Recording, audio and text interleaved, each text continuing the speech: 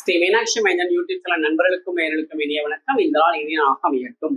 நம்மளுடைய சேனல் நிறைய ஆன்மீக பதிவுகள் பார்த்துட்டு இருக்கிறோம். அந்த அடிப்பில் நம்ம இப்போ உலக பிரசித்தி பெற்ற சித்திரை திருவிழாவில் 6ஆம் நாள் திருவிழா பத்தி தெரிஞ்சுக்க போறோம்.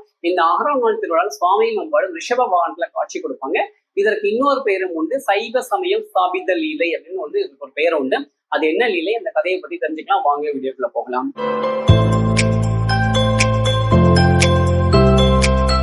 அற்புத கீர்த்தி வேண்டின், ஆனந்த வாழ்க்கை வேண்டின், நற்பொருள் குவிதல் வேண்டின், நலமெல்லாம் பெருக வேண்டின், கற்பக மூர்த்தி தெய்வ களஞ்சி முன் சென்று பொற்பாதம் பணிந்து பாரு பொய்யில்லை கண்ட உண்மை.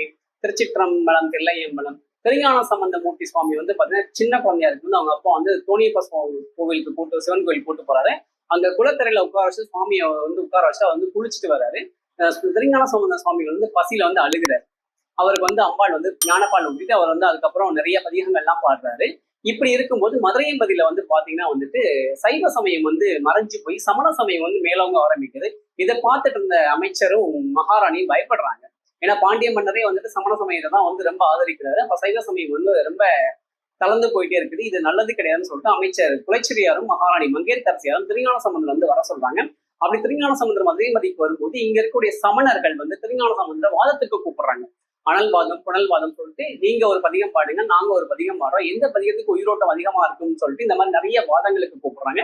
ஈஸ்வரனால் திருஞான சம்பந்தர் வந்து பல பதிகங்கள் பாடி அந்த பதிகங்களுக்கு உயிர் கொடுத்து தன்னுடைய சைவ சமயம் தான் பெருசுன்றதை நிரூபிக்கிறார். அப்படி நிரூபிக்கும் போது பாண்டிய மன்னருக்கு இந்த சந்தேகம் தீர்த்து சமண மதம் வந்து வேண்டாம், சைவ சமயம் தான் பெரிய சமயம்னு ஒரு உண்மை வந்து அவருக்கு தெரிய வருது. அப்படி அதை தெரியும் போது சுவாமி ரிஷப வாகனத்துல காட்சி கொடுக்குறாங்க. அப்படித்தான் அதுதான் வந்து இந்த சைவ சமய ஸ்தாபித லீலையோட கதை. இது வந்து பாத்தீங்கன்னா நமக்கு எப்ப எங்க நடக்கும்னா நம்மளுடைய சிவபெருமானுடைய சுவாமி சன்னதியில யானை மண்டபத்துல வந்து இது நடக்கும். ஓதுவார் மூர்த்திகள்லாம் வந்து இதோட கதையெல்லாம் சொல்லி இந்த லீலைகள்லாம் நிகழ்த்துவாங்க. இன்னைக்கு ஒரு நாள் மட்டும் சுவாமி அம்பாளோட சேர்த்து சண்டிகேஸ்வரர், விநாயகர், முருகன் தினந்தோறும் வலம் வருவாங்க. 63 நாயன்மார்கள் இன்னைக்கு தான் வலம் வருவாங்க.